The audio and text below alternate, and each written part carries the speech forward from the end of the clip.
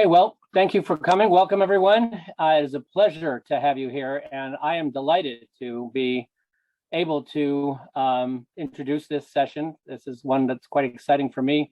As many of you know, any of you know me, I've been doing simulations for over 30 years, and I'm that carpenter with a hammer in my hand and everything looks like a simulation. And it's wonderful when I find other people who are as enthusiastic about the concept of simulation as I am. And Sara Dexter is one of those people. And we are living in I don't have to tell you all unprecedented times in terms of leadership challenges. I don't know that nobody is coming into the job of leadership in our schools with skills around dealing with a pandemic, obviously. But what makes the challenge even greater is the fact of the resilience component, the well-being component, and the current environment that we're in. So we have both a deficit of skills or deficit of what do I do, but we also have that deficit of well-being. The environment itself right now is isolating. There's a lot of loneliness. There is being alone, the level of conflict. All those things come together, and again, in an unprecedented way. And the opportunity to be able to address those needs, to help, the data around what's happening in turnover, over 40% of principals are talking about leaving the job in the coming year, teachers leaving the positions or not coming back to the building. These are really, really challenging times, let alone the level of conflict that's out there on whatever subject you want to choose about. And so the opportunity to address both the skill development and the well-being component, I believe, is one that can uniquely be addressed by a simulation type approach. And simulation is a pretty broad concept. And that's why we really wanted to have the opportunity to engage with Dr. Sara Dexter in terms of her work on the concept of simulation. We'll come back a little bit and talk about our version of simulation. But the idea that experience is the best teacher, the idea that many of the things that we focus on are best developed through experience, this is something that needs greater attention to help in enabling our both the sitting administrators, aspiring administrators, teachers, aspiring teachers, to keep people coming into the field and to keep them in the field. And so with that, I'd like to, I started engaging with Sara some years ago. We interacted with her work at UCEA with some presentations that colleagues of mine had made on simulations, which coincided with some of the research that she had already begun. And it has been a delight to work with her. And UVA is also a customer, but to get also the feedback on the work that we're doing in the context of the broader work that she has been exploring. So with that, Dr. Sara Dexter is an associate professor in the School of Education and Human Development at the University of Virginia. And her expertise is in leadership and technology and its use in the preparation of school leaders for adult learning and development. She has been awarded over $6 million in external federal funding to support her research in these areas, and her findings have been published in leading education, technology, and educational leadership journals since then. She has served as an associate director of the University Council of Educational Administration and is currently the program coordinator of the Administration and Supervision Program at UVA. And it is my pleasure to welcome Sara to our webinar. Thank you. Thanks for that introduction. So this morning, some of the things that I'm going to talk about are, or this afternoon, sorry, are work that I've done in collaboration with the individuals listed on this front slide, postdocs and graduate students at UVA. And I happen to have one of my colleagues from the program also here, Michelle Beavers, who has participated with us in figuring out how to embed these things in our program. So I want to make sure I acknowledge all those individuals that have also contributed, even though I'm talking this morning. So I'd like to begin by asking you to think about something that you've learned recently. And please consider something that's a little more skill-oriented, more of a how-to thing that you've picked up. It could be a sport, it could be a new cooking technique, it could be a new organizational process or something that you had to start implementing at work, maybe a technology you integrated. So let me pause for a moment and give you a chance to think of what that item was for you.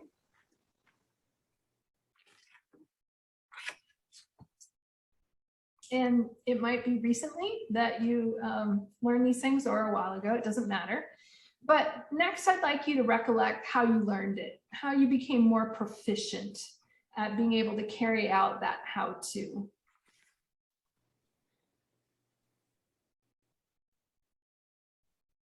And I'd like you to keep this in mind as I make my remarks this morning and we have some discussion. And if you are willing to put a brief answer in the chat about that process, like maybe you saw it somewhere, or maybe a friend told you about it, and then you got a chance to, practice it, and how did you become better at it? If anyone would be willing to enter some examples in the chat, that would be cool.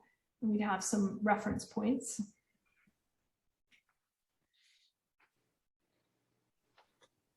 Thank you.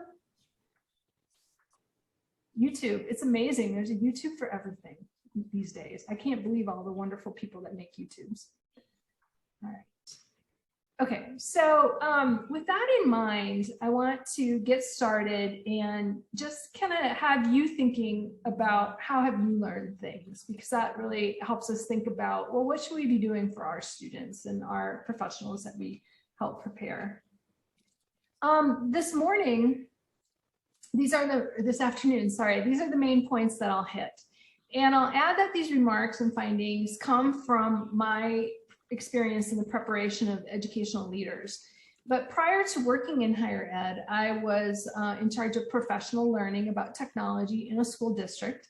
And I've also been in higher ed in the teacher ed realm of things. So I speak with some experience when I say, I think that the ideas are transferable from higher ed leadership preparation to in-service leadership preparedness or professional learning, and also for teacher ed, because I know we have a variety of people here today.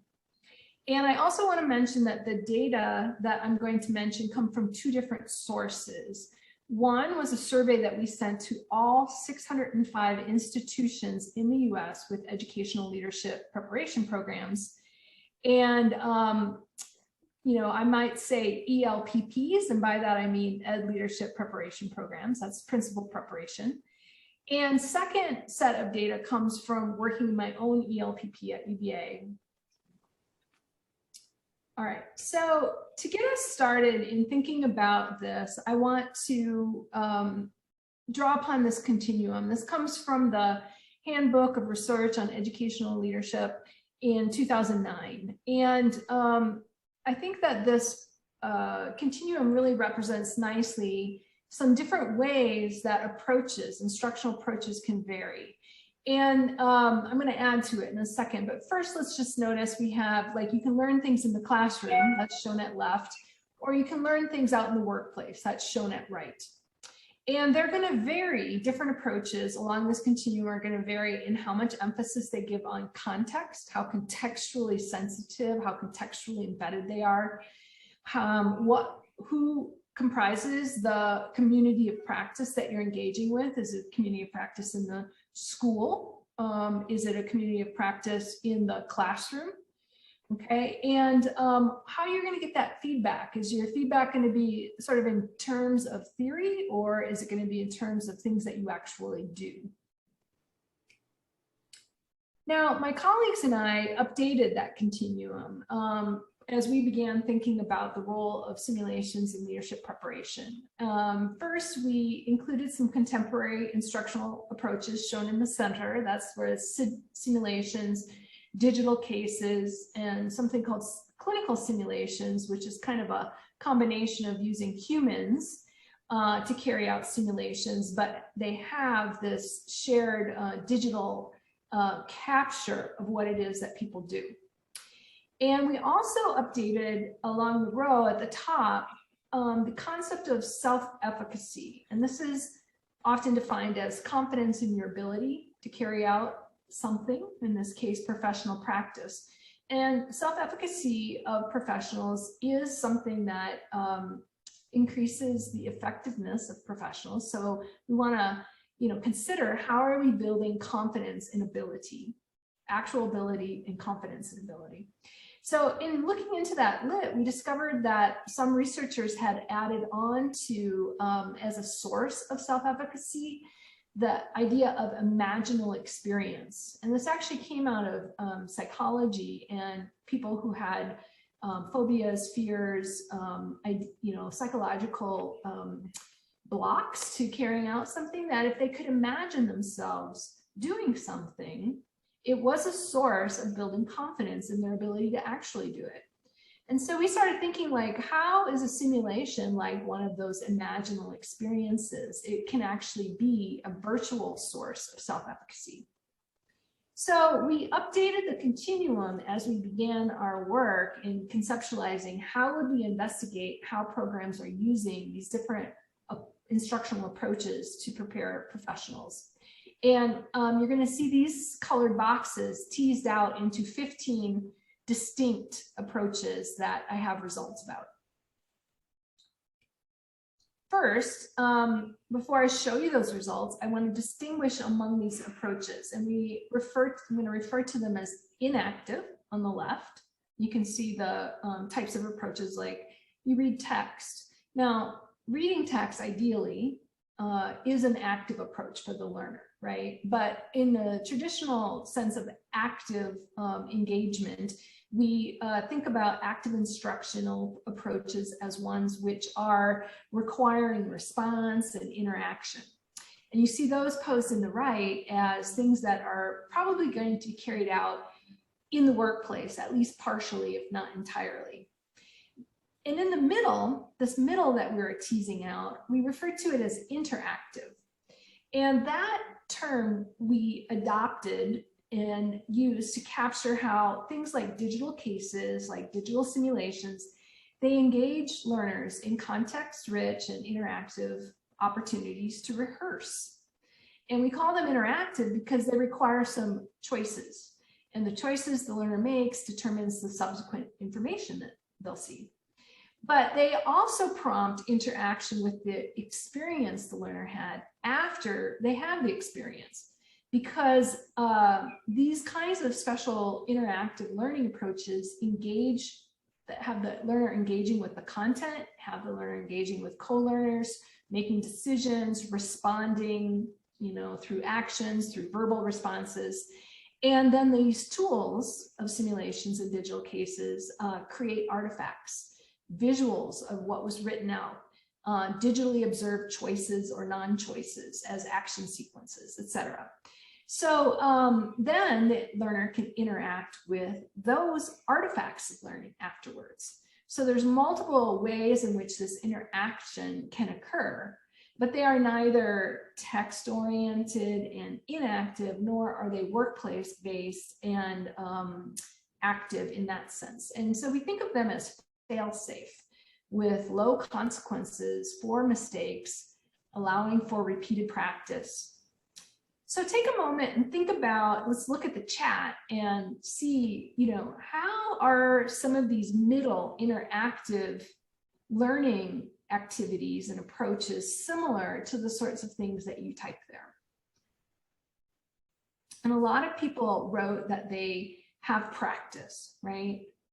They interact with it, they look at something, they sort of mess around with it, they have a chance to fail, improve, practice, right? So I want to just point out that while, we may not see widespread use of these tools, that's a little harbinger of some data I'm going to present in a moment, they actually reflect very similarly how we all tend to approach our learning.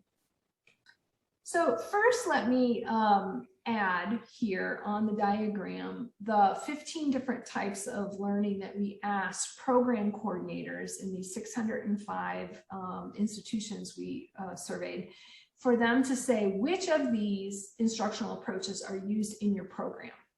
And I'm going to get into how often and when they use these in a moment, but at first I'm going to present just did they say they even use this tool at all in their program? Okay, so before I show you what we learned, I want you to take some time to read each of the colored bigger boxes with the multiple choice or multiple items and make a prediction. Which do you think were the top tools, one or two top tools? And if you would, also put that in the chat.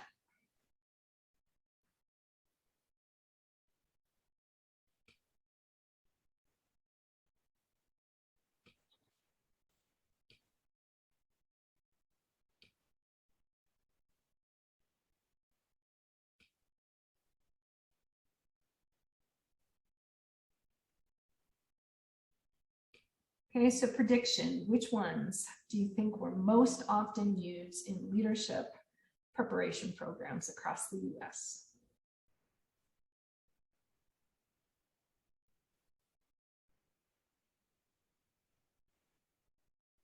Seeing some cases, internship, observation, text.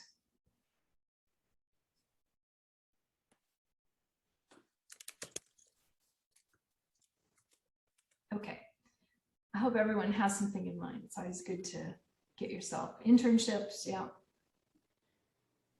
All right, you ready? Here's what we actually learned. So I list the percent for each one of these 15 different instructional approaches, and then I've circled the things that are the highest percentage items. And so we see text-based readings and case studies, very often used, text. And we see internship as well as class assigned, but carried out in the field sorts of assignments. And so we might say this characterizes instructional leadership programs' approach to preparing professionals. And in the middle, the human acted simulations, which you might also consider a role play to fit in that category, was used quite often. Not quite half of the programs indicated that they used those. Okay, but a couple things that I want to talk about is that the most prevalent approaches are at the opposite ends of the continuum, right? On the far left, on the far right. And now you see why I named this talk the missing middle. We do have role plays being used, but not by more than half of the programs. And my colleagues and I are doing this research that I'm going to describe this morning because we think there's a greater role for digital cases and sims to play in the preparation of educational professionals. And that's whether they're in formal degree programs or if we're talking about professional learning. So I'm going to dig a little deeper into our survey results. We also asked our program coordinators in the survey to think about these 12 research-based educational leadership competencies. And this comes from Tucker's unified framework of research-based practices that leaders carry out that are shown to positively influence student achievement. With working with Hitt and Tucker, I reduced their list of 26 competencies down to these 12. And so next we asked people to, you're going to see these 12 arrayed in the 4 domains in the next set of results. But we asked program coordinators to indicate what's the primary way that you teach each competency and what is the secondary way that you teach each competency. So with primary, they could only make one choice, but with secondary, they could choose as many of the instructional approaches as applied. Okay, and this is what we learned. So the first 2 columns where you see a red circle at the top and then a blue circle, down the column for each of the 12 competencies, that's what they indicated was their primary way of teaching that competency. And so, you know, that competency could be addressed in just one course, it could be addressed in multiple courses, and we did ask them about how much time they allocated to it. But you can see that quite often readings, audiovisual, or class-based work was the primary means for teaching that practice, that competency. And then class assigned field-based project was second for 4 of them. Then we asked them, okay, what are the secondary modes of instruction that you use per competency? And remember, they could check more than one. So we again see readings, AV, and class-based work. We clump those together to make fewer response options, but that was often very prevalently used. Class assigned field-based projects was used, secondary mode for a couple, and in finance, competency number 9, text-based cases also, but only for one of them. And then internships and residencies, okay? So I'll just give you a chance to kind of look at those and kind of collapse or absorb them. One moment. So remember, first we asked, what are instructional approaches that you just use at some way in your program at some level? Okay, then these data are about, now please think about how each competency is approached. What's your primary and secondary modes of instruction? So we see when we start to look for primary and secondary, we see cases drop out, we see role plays drop out. They're just not as prevalent. And we again see this missing middle, right? And that's more clear here on this slide where I go back to the continuum view. And so when we think about putting these main instructional approaches in relative prevalence to one another, we see mostly used on the far left inactive modes of instruction and active on the right. And very, very similar approaches across all the programs that responded to our survey. And I think this really raises the question for us if we're really fully utilizing our known and proven methods of instruction.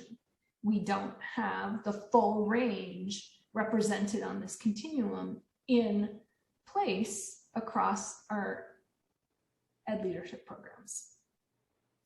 So we looked at these data and we also thought, okay, what can we do in our program at UVA? And as I mentioned, my colleague Michelle is on line with me. Maybe she'll want to answer some questions at the end if you have some things about the implementation process and picking this up as a new instructional mode. So first I want to say that we did have a conceptual model that we had in mind when we thought about how can we bring more practical and practice experience into our preparation program at UVA. And we developed the phrase virtual practicum. Practicum is often used in teacher education and less often is a phrase that's used or word that's used in leadership prep. But the idea is that you give some kind of focused practice opportunity. And with teacher ed, that's often out in schools where they have a more narrow assignment for a shorter period of time to develop a particular skill. We added virtual practicum to help capture how we might use simulations and digital cases in providing hypothetical scenarios and then asking leaders to make decisions and respond. Okay, and we think this is really an area that's ripe for pedagogical innovation and further research. As you saw in the data, it's not widely used in educational leadership programs, but yet it gives you a chance as an instructor or a leader of professional learning to apply content that's being studied or new practices that are being adopted. It lets you isolate those skills for practice, and it lets you build a transferable knowledge among different contexts.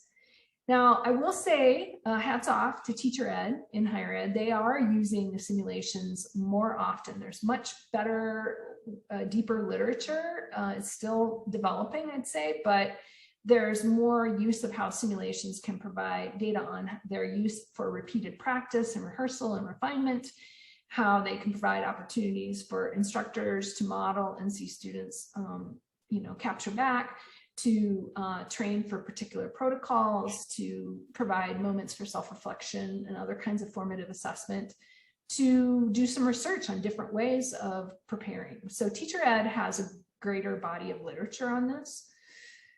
But in ed leadership, which is my field, it's pretty nascent. So we adopted Kolb's experiential learning cycle, shown here in the 4 arrows and listed at left.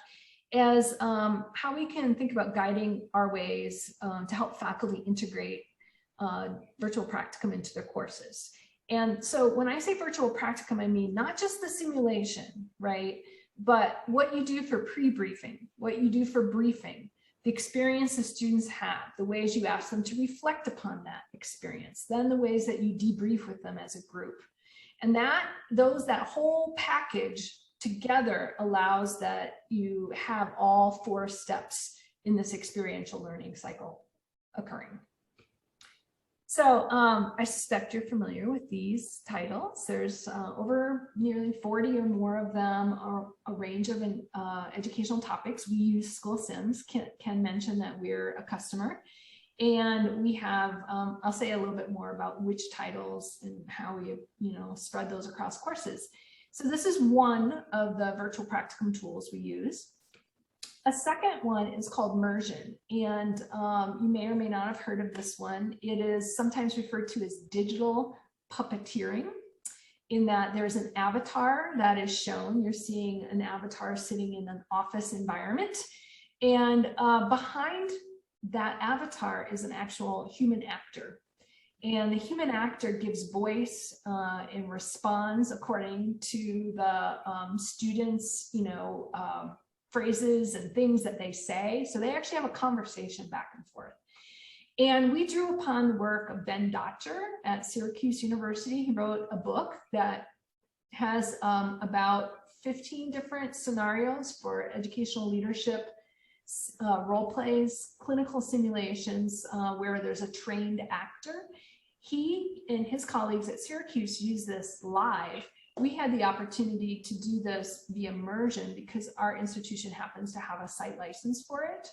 And but Ben's book, which I note the title of in the slide, is something that anyone could take up and use with actual actors. And then the third type of virtual practicum is called Etips at etips.info. And these are free digital cases. My colleague Pam Tucker and I developed these a number of years ago, and they enrich or they immerse the learner in a school website, an intranet, which is shown in the left, and then poses a series of steps following a decision-making format to the learner to ask them to think about, okay, how would you frame this as a leader? What's actually going on? What principles would you use to guide your decisions and so on, okay? And there's 9 different schools in which that can be set: elementary, middle, and high school, urban, rural, and suburban. And you'll see the different areas of focus in a moment. So across our program, I show here all 10 courses and internship experience. So this is how we do an ed leadership degree at UVA. And there were certain courses, the ones shown in white, that we already had a really strong field-based learning environment or assignment in, rather. And so it was the other courses that had some sort of, course enacted, course started, but then they carry out collecting some information out in the field. But we wanted to, before they even went and did that, and to develop and rehearse particular skill sets, we wanted to embed these virtual practicum in all the blue classes that are shown on the list. So we started with 1 pilot in summer. We expanded that to 3 in the last fall. We expanded that to 6 in the spring, continued that through in the summer, and that fall, spring, summer data set are the data that I'll refer to in subsequent slides. And then we have 1 more new class coming online that will be embedding some Sims in too, I suspect. So the student level data then that I'm going to be referring to comes from our program across these 6 courses over the last 3 semesters of data collection. So to get started, we crosswalked all of the competencies and standards in Virginia, where we're located, with the courses, and we also looked at all the titles. And you can see across those 3 types of virtual practicum environments, School Sims, Immersion, and Etips, we had quite a variety of titles that we identified as potential matches. And those titles were first mapped, but then I'm going to describe how with faculty, we selected certain titles for each course. And the ones that we did pick are shown in green. And so you can see across each row, each of those 6 courses where we're currently using these virtual practicums, there's 2, 3, 4 different ones that we use in the course. Okay, so I'll give you a moment to kind of absorb that. Some are named more in terms of topics, and immersion sims are named for like key protagonists. And I will add that some of them got developed at UVA. The authors are faculty adapting them, including Michelle, who's on this webinar. Okay, so then next, our onboarding process, and I want to emphasize this because I think it's critical for adapting and adopting these clinical or virtual practicum for use in professional learning or in a degree program, is to have good faculty support. So our process was to, as a team, the folks that I mentioned on the first slide, those individuals and I, we looked at all of the possibilities. We looked at the course syllabus and we had a suggested plan of action. And in some cases, faculty were like, oh, these are good. They turned into the green things listed on the previous slide. In other cases, faculty looked at the possibilities and chose some additional or different ones. But we then created what we called a implementation support document with instructions, login, passwords, etc. And we also started collecting data with our students. And you probably can't read all of this, but the point that I'm trying to make with showing it to you is that there's questions on the left and on the right that are our pre-post assessment. You'll hear about those data. And on the right, it shows that we repeated all the questions about your sense of confidence, your self-efficacy in leadership decision-making, which is the pre-assessment. Then the post-assessment, we ask them again to rate themselves, as well as asking them some questions about the simulation experiences, how they contributed to their learning. And then in the center, those 8 questions, we ask students to answer after each simulation. Remember, there were 2, 3, or 4 of these per course. And I did color coding to show how through the questions, as well as what faculty did in courses, we wanted to be able to ensure that students went beyond just the experiencing phase, which would be doing the simulation itself, to the reflecting, the thinking, and the acting phases. Okay. So here's some of our findings, and all of these are on a 5-point scale. And so this is across all 3 semesters, all students, just averaged. And there are some variations by semester, by course, which we're not going to get into today. We don't have enough time for that. But notice the kinds of things that people said. When we asked them to rate the extent to which in the simulation they felt like they could exhibit professional ethics, 4.1.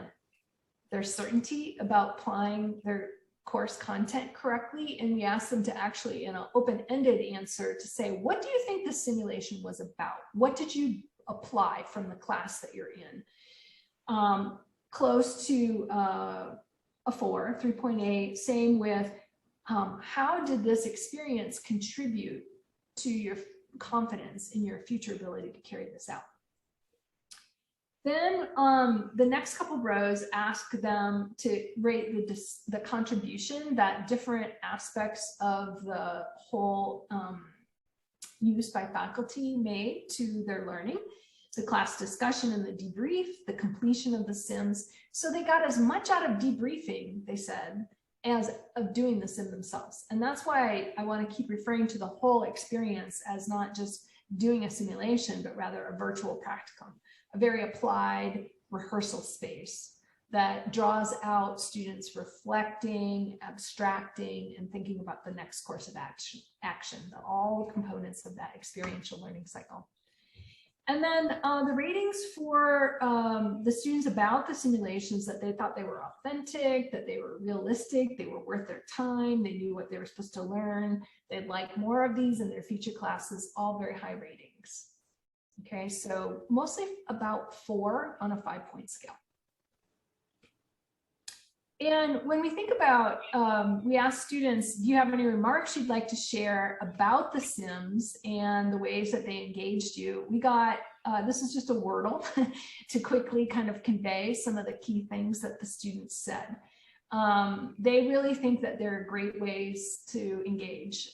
They like that they get a sense of practice. They often talk about their feelings, their emotions, that they were nervous and then they became more calm. Remember, physiological arousal gives feedback loops to people about their sense of confidence, their self-efficacy. That's one of the sources of self-efficacy. And, you know, this gives them a chance to see through a virtual experience, virtual practice experience, hey, can I do this? And a lot of them were like, oh, I remembered this idea from this book in class, and they mention it. And we know that it's a text and that's key content from the course because it's in our program, right? And it let me practice applying this. So we get a lot of positive comments like that from this. So let me go back now from talking about what we learned in our program to the broader survey that we did of the national set of ed leadership programs. And we asked faculty, actually we asked the program coordinator who answered the survey at these institutions, what do you think faculty need? And there were 3 things that we asked them about their needs for, from left to right, shown in the bar graphs: the teaching, leadership skills or knowledge, sorry. What do you need regarding gathering assessment data for student feedback or accreditation? What are your needs regarding the delivery of hybrid or online instruction? Now, these bar graphs actually show how many people said we don't have a need. Some even said this is an area of strength for us.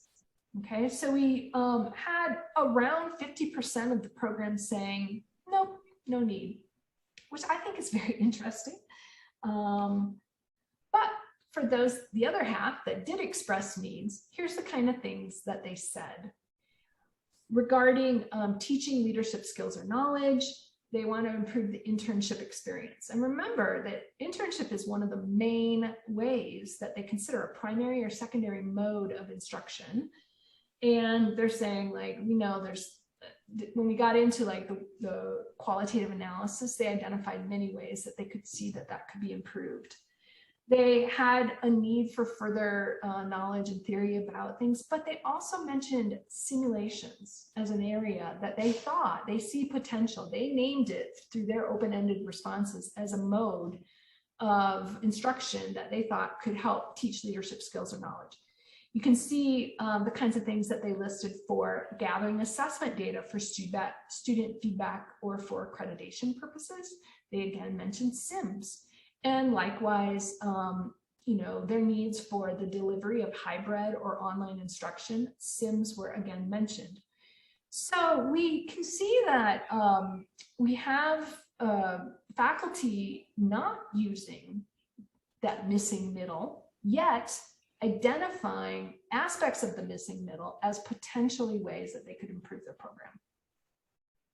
So to wrap up, some thoughts about why is the middle missing in educational leadership in terms of the continuum of instructional approaches used. And we have to dig in deeper into our results, and I think further research is needed. I wouldn't be an academic if I didn't say further research is needed, right?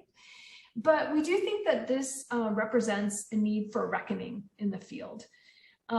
We saw that internships are often used, but we have also identified through research, it's kind of well known that they aren't structured enough, they're not supervised adequately. That literature actually suggests that internships are really an area that needs improvement. And we know that practice and internal development of skills is needed to really prepare new leaders to move out into the field, given how challenging the environment is. Ken alluded to that at the beginning of his introductory remarks. The environment's more challenging than ever. And interactive digital instructional approaches do offer a means for practice, safe practice, where if you screw up, there are not very many consequences. You might embarrass yourself a little bit, but nothing else is going to happen when you make some decisions that are less good decisions in a simulation or a digital case, right? So, you know, I think that this suggests that the missing middle is problematic, that we should see these kind of data as a call to action. Preliminary work with students talking about their experience in our own program shows us that they're receiving these very well. And I think that they offer a ton to us as a tool to incorporate. And this is not to supplant, it's not instead of having students do internship, but to supplement, to help get them even more ready to do their work in the field and to feel more confident, to raise their self-efficacy, for us to be able to observe them and give them feedback on these virtual experiences. So with that, I will conclude. And I want to thank you. I guess that's Ken's slide. I'll stop sharing. We can open it up to some questions. And I know Ken is interested in having a demo.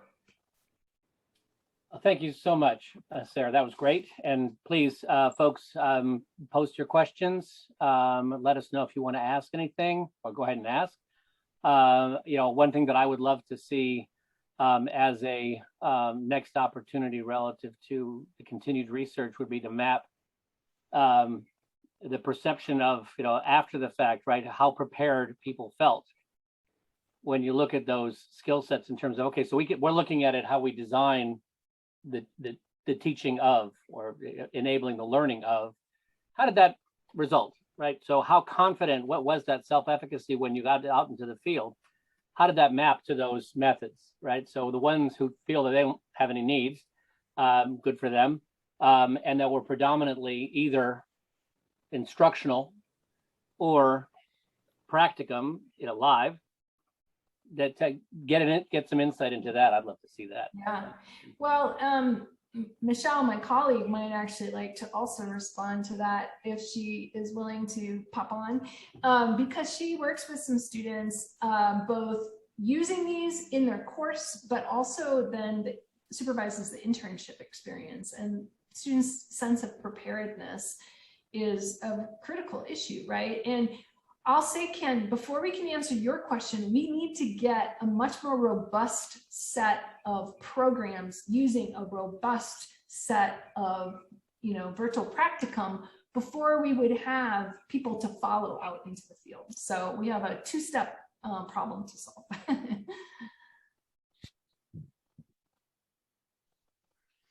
Sorry, I'm here, but I was multitasking. So I had a student on the other line. Can you specifically ask that question one more time for me, and I'll respond to it? The question was what are students' perceptions of their preparedness when they get a chance to do virtual practicum like the ones that I described? And I said, well, you could probably answer this question because you have students during their internship course, as well as you've used them in your courses that preceded that time period. I just wondered if you wanted to chime in, and acknowledge that you know something about this too, not just me. Yeah, I will say that it's actually exciting because it's a progression. I will say early in the program, students are learning about themselves as leaders, as well as learning and understanding practices of leadership. So that learning curve is much greater.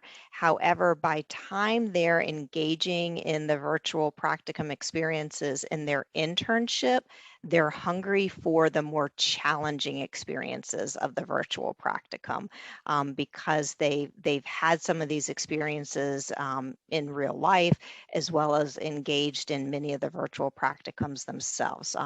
And they look upon them very favorably because they say they're very realistic to what they are experiencing in their schools.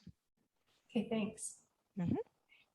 I will just say, like, we have one of the ones with the digital puppeteering, the Immersion, that's done at the beginning, like in their first course, where we've had people almost in tears from, this person yelled at me and they challenged me and I didn't know what to do. And then they do it again in like their almost last semester, and they're like, that was easy. And I don't think it's just because they've seen it before, but this progression that we're trying to build of skills. Mm-hmm. Agreed. Are there other questions?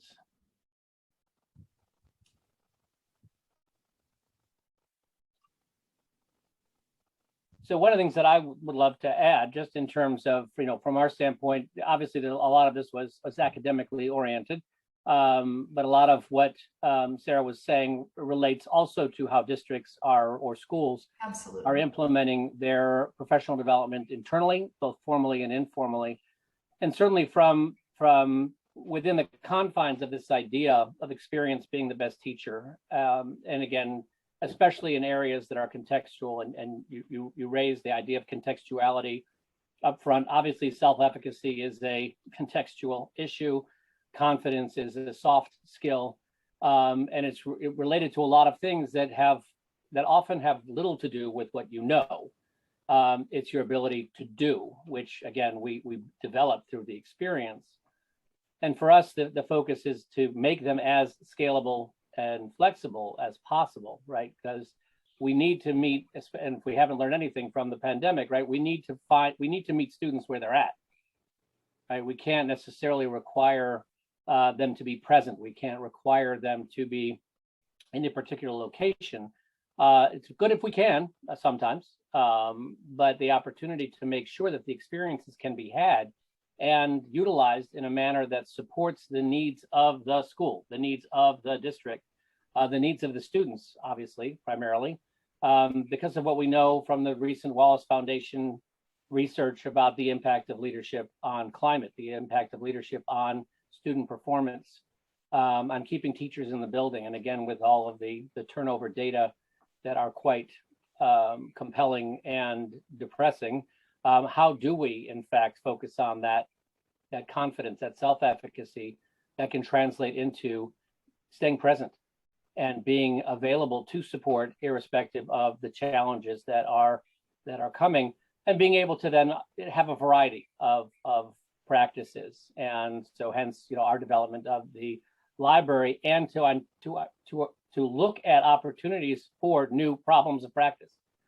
because the beauty of the education space is that there's no shortage of stories, and all of them are unique, and all of them are beneficial for us to have an experience with. So before I continue to yammer on, and I'm guessing you all got the sense that I can continue on this topic for a long, long time, I'll open it up to, again, other questions of people. Yes, Aaron, go ahead, please. You're muted. You're muted. I'm wondering around about the format of the engagement of students in these virtual opportunities, done individually, in small groups, done in full class. Was there feedback or ways that seemed to rise to the top where students found the depth of learning at a much higher level, potentially individual, small group, or whole class? Just wondering. I don't have the analysis of the data broken out, although we did observe and talk to each instructor about how they implemented these. However, anecdotally, like from my general impressions, students find benefit to implementing them in different ways, but they especially talk about what they get out of having to discuss the potential answers. And we have, suggested to instructors different ways to do it, somewhat to have them do it individually as homework, and then they debrief through threaded discussion. We've seen that happen. And we've also seen students do it live in class in pairs, and they have to discuss each possibility before they move on. The nature of the immersion cases are that it's a one-to-one. You can't do it. We don't have it being done as a group. It's a one-to-one environment. But then they watch each other's video, which we capture and post as part of the course. And then students are supposed to watch the person, in the alphabetical list below them and so on, and give a glow and a grow. And they love that because it also helps to tune their sense of self-efficacy from a I just forgot the word, hypothetical source, where you watch someone else and relative to how they did, you gain some insight into your own skill. And it's amazing the amount of insight they have about good moves that somebody else made. I really like it, like incredibly positive remarks. So my point is that I don't think there's just one best way. I think there's a variety of ways. I know David, who's on this call, has talked a lot about, having students do the whole class too. So, I think someone else should also address that. Yeah, I can pipe in just for a little bit. Great job, Sarah. So what I found most beneficial with school sims is each simulation begins with 3 to 5 minutes of context, and then you have a decision point. And then at that decision point, you make them commit to a response in a full group. And you could have 150 people in that setting. And then after they commit, all you do as a facilitator is say, turn to the one person next to you, talk about what letter you chose and why. And that's really the magic that happens, because, with adult learners, if you give them the space to talk about like their value systems, their past experiences, maybe their biases, you can really get some depth to those conversations. And it's such a safe time. Whatever simulation you're using, it creates that safe space, which is almost magical as an instructor. So one of the things that I find interesting, and certainly was borne out in some of the data that you shared, is the thing that's different about a sim or this kind of experience versus the instructional element is typically when you have an instructional element, you've got to finish the teaching of it. Whereas in a sim, where we're dealing with experience, what David just explained, that's the goal. Not that you finish the sim, not that you have a completed whatever it is, because doesn't have to be done that way. Because if we provoke that conversation, that opportunity, and this goes to the other piece that I had started with, the opportunity for the self-efficacy, if you will, the resilience, the de-isolating, the opportunity for well-being, the opportunity to feel like you're not alone, because you've actually had this conversation with somebody who's in the foxhole with you and is dealing with things not exactly the same, but similarly, and they have a different perspective and something worked for them that you never would have thought of. But it's not the sage on the stage that's sharing it with you. It's your partner, it's your colleague, it's somebody who's been there and who's done that. And that becomes, when you talk about that opportunity for memory, right? It's that emotional engagement with the person, with being not alone, being engaged in something that's fun. All of a sudden that becomes memorable, whether it's your experience or, as you were just explaining, Sarah, somebody else's, right? It could be somebody else's experience, but it becomes part of your experience. And now all of a sudden that's something that you may be able to retrieve, that may be able that you can call upon it when you need it, when you're facing whatever it is. I also wanted to share, you'll forgive me if every time I see connections between this modality and neuroscience and what we're learning about how people think, how people learn, how adults especially, but I think this applies to kids. And, fundamentally, as you've all seen, SIMS and this approach, again, whichever of the modalities, but all aspects of this modality fundamentally build upon the power of stories. It's all about storytelling, because that's such a powerful engagement tool. There is no age, there is no culture, there is no individual anywhere around I can't say no individual, there probably are exceptions, but for the most part, all people all around the world, wherever they're from, whatever their backgrounds, love stories. We can't help it. As human beings, we are wired for it. There's been plenty of research on this. And so that is that engagement power of this modality, which is wonderful. And the question is, what do you do with it, right? So it's not magic. It's obviously one has to do something with it. And obviously we believe that it's both good for the students, it's easy for the faculty, and enables a very robust learning opportunity. But when you see things like this opportunity, the research on what stories do to the brain, and the opportunity that when you're actually engaging in a story, that oxytocin is being released. That means that when you're engaging in a narrative, even if it's hot, right? Even if we're talking about highly conflictual, highly emotional topics, which are rife now in our space, there is an opportunity to actually engage in more meaningful conversation. Because of the oxytocin, we are chemically oriented towards being more generous and trusting to the people we're interacting with. So even if there is an opportunity for triggering of whatever issue to whatever individual, that opportunity to engage in a meaningful conversation to understand what, why, insight, perspective, all of that might actually be, and we've had examples of that, with wonderful opportunities for discussion and insight being given. And in a recent article I came across by Susan Pinker, who is a psychologist exploring new discoveries in the science of human nature, she raised research that's been done about how storytelling, when you engage in a story, there's research that even to the point of our heartbeats get aligned when we are actually engaged in a story. And this research went on to look at, even if you're doing it asynchronously, the opportunity to get alignment amongst people who are participating in the same story, even if it's at different times and different places.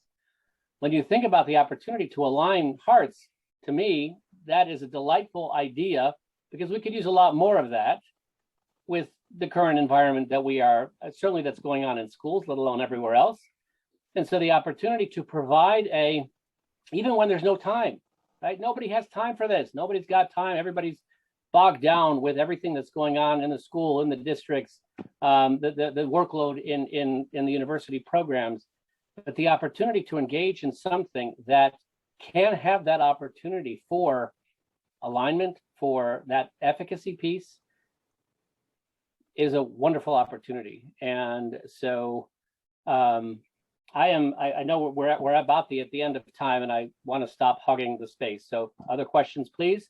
I'm more than happy to stay. We did set this till 2:30 and to show a sim for those of you who want to see one, and to go deeper, and obviously to have additional conversation.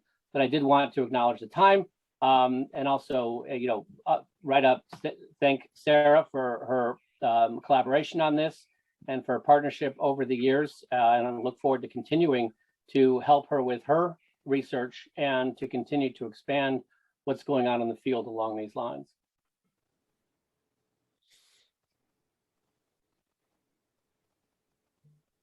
If anybody has questions, you can just take yourself off mute and ask. Go ahead.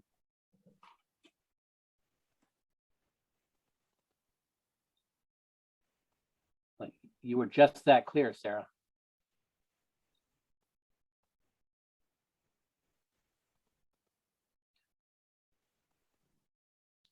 Well, all righty. Do these tools work for 100% online programs very well? I'm sorry, say it again. Do the tools work in 100% online programs well? Mm-hmm. I will let David, would you like to respond to that? Yeah. So I was the first professor to try out school sims in a fully online asynchronous setting. So I've been doing it for 6 spring semesters in a row, and they work extremely well. And if you would send me an email, I would send you like the rubrics that I use and the questions that I ask. I have each student, I choose 16 of them. They're in a superintendent capstone course. And then each week they'll go through the same simulation together. And then they'll post on Thursday, and they'll bring in a peer-reviewed source to add a citation. And then on Sunday night, they reply to 2 of their peers. After that session, I got teaching professor of the year at my university. And it wasn't because I was teaching well, it was because the sims were that good. So I'm a big fan of them in an online asynchronous setting. In fact, that's my current research agenda right now. I'm analyzing the results of 658 responses from school leaders using them in an online asynchronous setting. I got your email. I'll say, like, Thank you very much. For all people teaching online, we know that having interactions between the student and the content, and between the students and the other students, like, that's what's key, right? You can do it and you have to give it thought, but I would encourage you to think of the simulations as not just the sim running it, but what you talk about before, and how the students reflect upon and interact about their decisions after. So yeah, as David has proven, it can be totally online, and you have to use other complementary aspects of your learning environment, your learning management system, your other tools to engage people in consideration of what they're going to be doing and then what they did. But the simulations, all of the ones that I showed and all the ones we've been using, they're all available through, only actually available through a digital interface. I'd like to make a comment. First of all, Dr. Dexter, very much enjoyed your presentation and the data, very, very exciting findings. And by the way, David, I'm sure it was a combination of you being a phenomenal professor as well as the Sims. So like the chat we're doing, we're just engaging in there, Sarah and David. I don't have a question, but certainly want to emphasize the implications of the findings and certainly Sims at large, and how it is also, it's the missing middle for sure with the ELPP. And I would also purport that it is indeed a missing middle for school districts at large nationally, and perhaps some may be finding that to be the case internationally, for those superintendents and for those school districts that are really wanting to hone in on supporting the new and emerging leader. As Sarah, you and I were connecting there about creating the lower stakes so that they can continue their learning. And I like, as you were saying, Ken, in the beginning, when we look at where we are today, the needs of our leaders may not, well, I'll just step out and say the landscape is different. And how are we able to support those leaders? We can provide this amazing opportunity right here, right now, today, to them. So just love how we also are able to be positioned, if you will, to partner. The school districts and those ELPPs can partner and create a continuum of learning using a tool such as this. So thank you. I want to add something my phenomenal colleagues Sandra Mitchell and Michelle Beavers did when the pandemic shut down everything about students doing field experiences, or just totally upended it like suddenly, right? They had an option for students to sit with someone that they were doing internship with, someone supervising them, a leader in their school, and do one together. So your point, Dr. Mason, about combining professional learning, because a lot of times people who are professionals, their expertise is sort of invisible to them, right? We don't even have, oftentimes, only when you're like transitioning from novice to expert, you then are more aware of your schema. But after a while, it's like, oh, I don't even think I have to think about what I'm doing. But when you sit with a novice and you show your thoughts, you show your work, you unpack and do your metacognition aloud, it really gives that novice a chance to learn. So I just wanted to throw that in there as like a way to connect what's professional learning for K-12 leaders with their own employees aspiring to be K-12 school leaders. Yeah, the implications are absolutely phenomenal and critical that we need to act now. Thank you for sharing this information again, Sarah.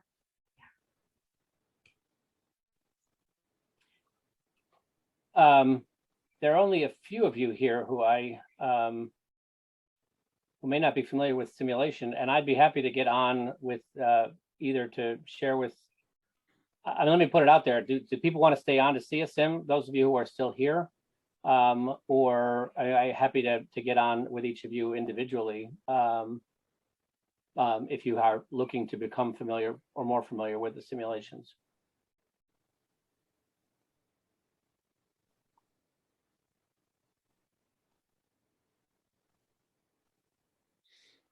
A very shy group. All right, well, I will share then.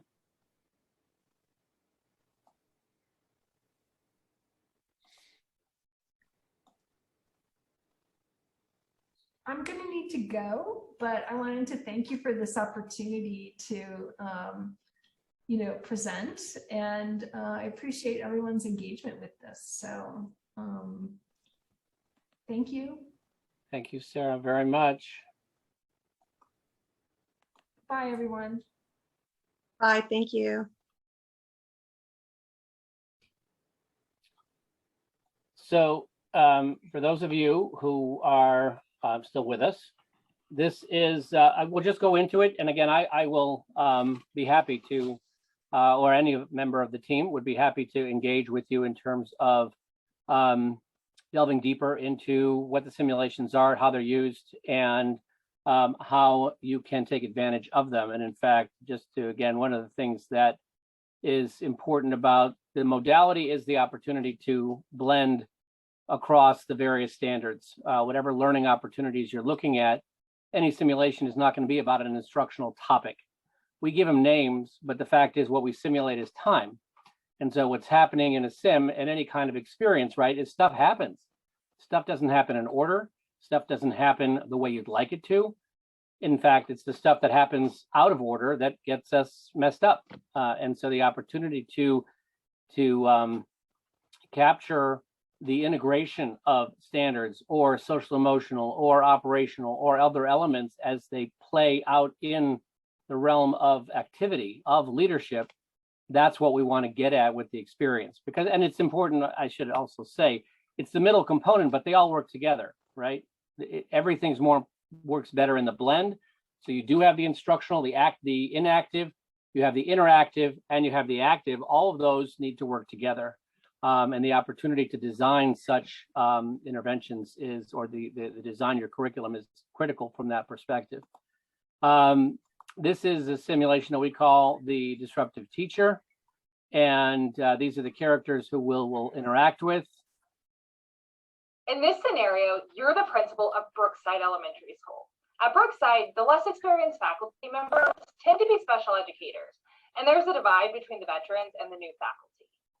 You were concerned about the progress of students with diverse learning needs, so during your first 2 years at the school, you successfully established collaborative groups amongst the teachers with the intention of increasing student achievement. You've also initiated a co-teaching model where special education and regular education teachers are teaming in classrooms. Though still in the early stages, the collaborative groups have developed norms such as treat colleagues respectfully, make positive presumptions, notice your impact on others, and so on. Establishing norms seems to have helped the school climate, but more effort is needed. You're concerned that the staff still does not always treat one another in a professional manner. Your goal is to create a more positive tone in the school. So as David had mentioned before, what we do is we set up a little bit of context, right? And the idea of an experience is that we want it to be authentic. We want it to be something that you recognize. We don't want it to be your school because obviously we get locked into how we do things wherever that happens to be, but it could be. And we use video and text because we don't want to simulate your people because obviously everybody has different opinions about particular people, which may be good or bad. But we want them, they could be. And so the opportunity to engage, first of all, we tell you where you are, what kind of school, a little bit about that's important. But we don't tell you anything about yourself because the goal is for you to see yourself in the action. It is now late spring, and state test results indicate students in disaggregated groups are failing to make adequate progress. One of your go-to teachers, Kim Capania, a special education teacher, is assigned to co-teach with a 6th grade teacher, Diana Walsh, who is particularly unpleasant. Kim is a teacher leader who seems well-grounded, highly professional, and someone who gets it. Moments before she is scheduled to facilitate the 6th grade collaborative team meeting, she asks to speak with you and then arrives in your office. Thank you for meeting with me.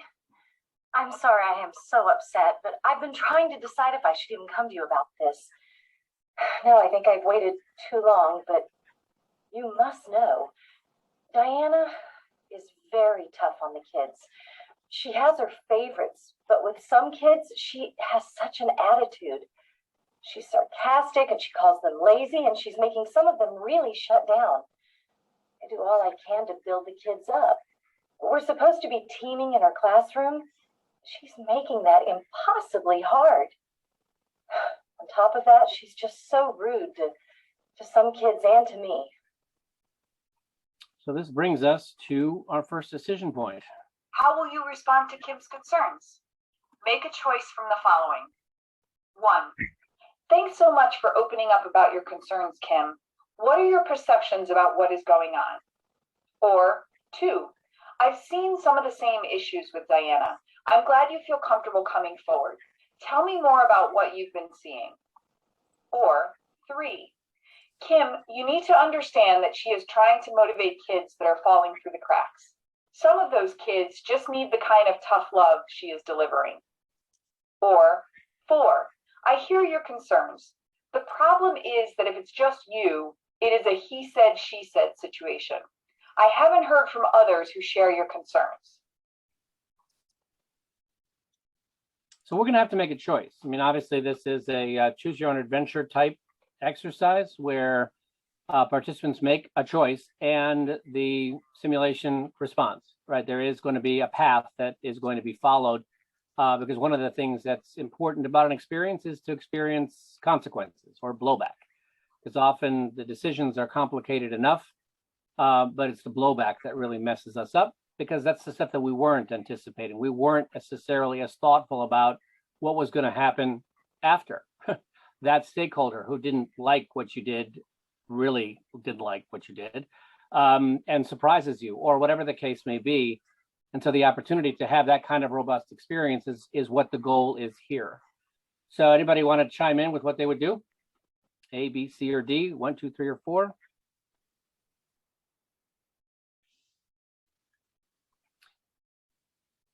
If we were doing this, again, the question about whether you can do these asynchronously or in groups, from a choice standpoint, again, you can deploy them any way you want. It's online. You can send it out. And as David mentioned, you can, the portal allows you to send a sim to a particular student and assign it. You can upload it into a Canvas course and have it be played as part of an online curriculum. Or you can play it in groups, in cohorts, in pairs, in whatever size you want. You may engage with a large group, like, you know, if we had, I've done it in groups as large as 700 in a large room with a large presentation and have people talk about what they would do at their tables. Or you can do it in small groups where each group, each table may have their own instance, or each breakout room in a Zoom would have their own breakout, would have their own instance of the sim. And this way allow for that social learning aspect to happen, that opportunity for conversation, to provoke conversation, because invariably you will have different perspectives. You will have differences of, I wouldn't have done it that way, or I don't want to do it that way. And you can also just try stuff out, right? The goal of a sim is not necessarily to get it right. It's just to have an experience. And so it's an opportunity to try things that you may not otherwise feel so comfortable about, but maybe. So it's an opportunity to engage, to have an experience from that perspective. Anybody want to take a stab? One other thing you might find is that you don't like, none of the choices really are exactly what you would do, which is by design, actually. And the reason for that is when coming up with the choices, we look at opportunities for not doing something obvious. Because if it's obvious, there's not going to be any critical thinking. You're just going to do what's obvious. And the goal here is critical thinking. The goal here is to provoke conversation. Now, it opens up a conversation for a facilitator to say, what is the obvious answer? But what'd you do? Okay, but due to the constraints in the circumstance, it's not an option. What would you do next? What's your option B or C? For our purposes here, just to see what happens next, let's choose A. Well, I'm here now, so I may as well just get it all out. I know a lot of kids really like her, but I think she is so demeaning. She gives me such nasty looks sometimes, and she'll stare at me, so I feel she's undermining what I'm trying to get done in class. Sometimes she won't even give me a table or a place to work with the kids. She treats me like I'm not a professional, like I'm not a teacher. I've seen her treat other staff that way too. She needs to be more respectful. Anyway, I'm sure I've taken too much of your time, and I know we both have to get to my team's collaborative meeting. I didn't mean to dump this on you, but just didn't know what else to do. How will you react to Kim's thoughts? Make a choice from the following. 1. Kim, this is really troubling. Your work is so important, and I'm concerned you aren't being treated respectfully. You definitely aren't taking too much of my time. Is there more?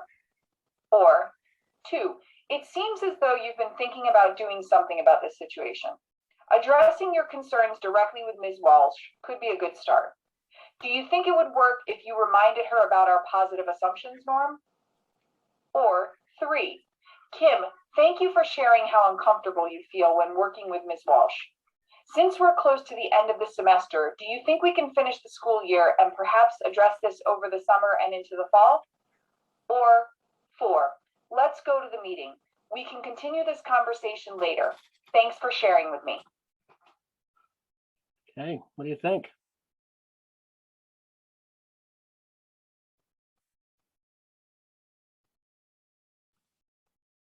Can I have a question? Yep.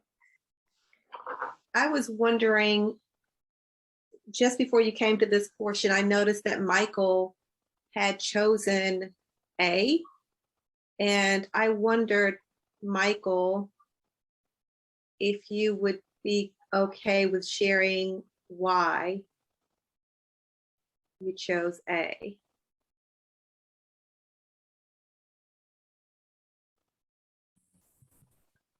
Sure. I guess I can say that I think there's more to this. And sometimes people like to vent a little bit more about the whole situation and not just look at one sentence. Wow. Great. Yeah, thank you. And by the way, thank you, Patrice. I noticed the in the chat after I clicked A. So I'm sorry about that, Michael. I missed it when you posted it into the chat and didn't see it. But thank you. And that is part of the process, is to really get people to share from that perspective and to engage in the conversation. And I'm sorry that I did not do that.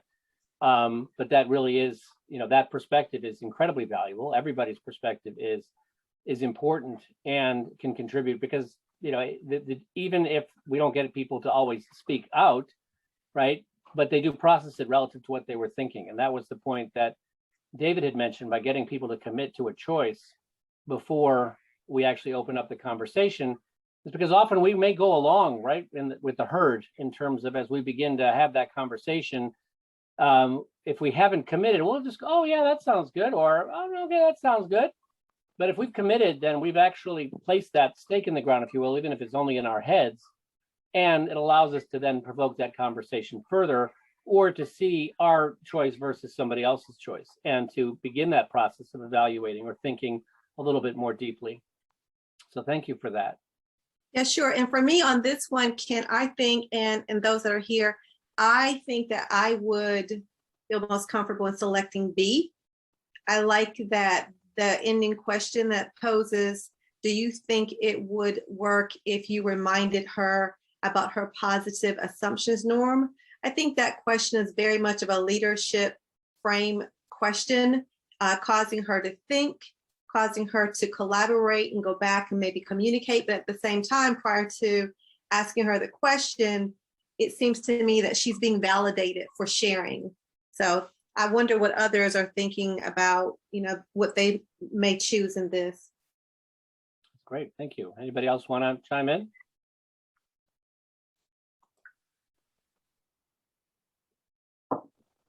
I agree. I think it gives her some of the ownership of the problem itself, and it allows her to come up with some opportunities to solve the problem. And what did you like about D?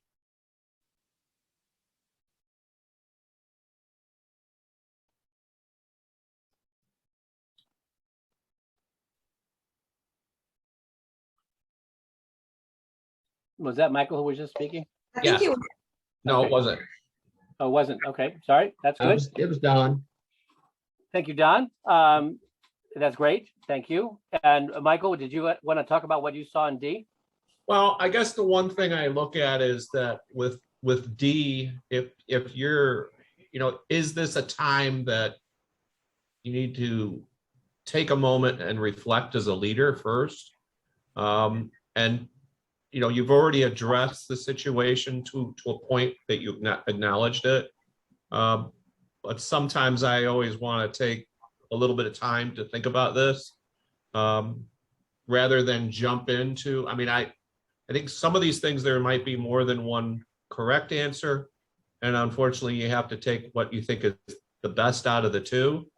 So I look at, when I look at this, I'm looking at B and D, but as I continue to read this, I'm more favoring D. And this leads us obviously to a wonderful opportunity, right, to hash this out a little bit more and to bring out some assumptions that we make, right? And this is what Sarah was saying, right? We don't know that silent expertise. If you're an aspiring leader, you may not have actual expertise as being in the chair, but you've thought about it or you've interacted with leaders. If you're a sitting leader, you'll actually, obviously you are bringing your experience, your expertise to the table, but it's one way of looking at things. And again, like you said, there are going to be maybe different ways of doing it that may be equally, well, we don't know, right? Have equal efficacy potentially, but they will have different consequences. If you choose them, it doesn't mean it's wrong, but it's going to have a consequence, and it's important to be able to deal with that. And that is really the goal here. And I did want to raise, and then we're going to have to stop here.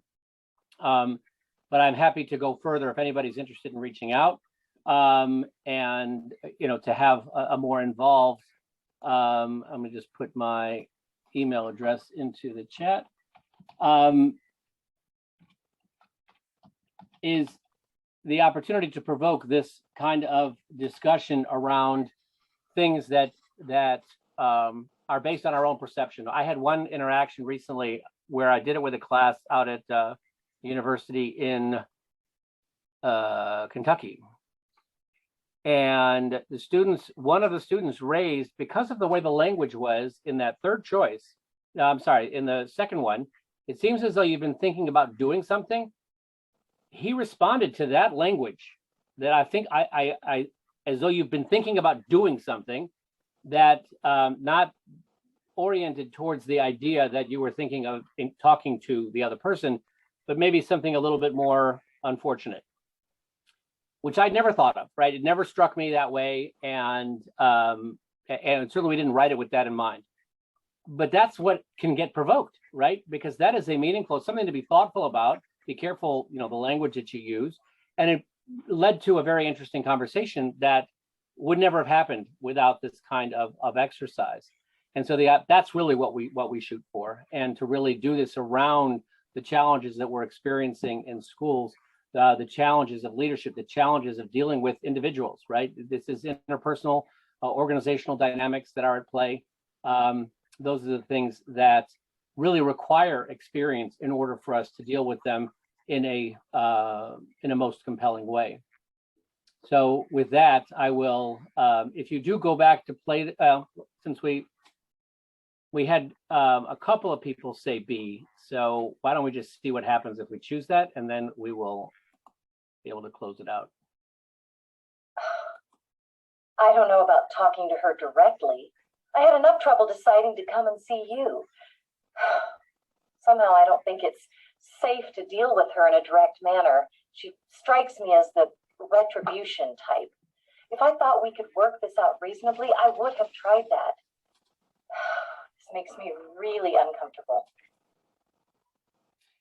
So obviously you'll get a sense of what happens. There's another set of decisions. And, the other aspect that's really important to recognize in this is context, right? Because we do drop you in to a situation and you're dealing with the situation as it's being presented to you. But as a leader, you would know something about these people, right? Coming into this situation. And that again provokes that additional opportunity for discussion. What do you think may have happened before? What do you know about, we mentioned that Diana's particularly unpleasant. That's it. But chances are you'd have some insight on this person. And this is one of your go-to teachers. So somebody you have experience with. What's the role of that? What's the role of relationships? What's the role of the nature of the person? What would happen if this was a man? What would happen if we changed the race? Getting into uncovering hidden biases or unconscious bias in that, how that manifests in the decision-making process. There's all kinds of wonderful things you can do with this. And I'm going to have to leave you in suspense because I think we're going to need to bring this to a close. But I do invite you all to reach out, please, and happy to talk to you further about this. But thank you for coming, for those of you who are still here. And I very much look forward to your further feedback and to connecting with you in the future.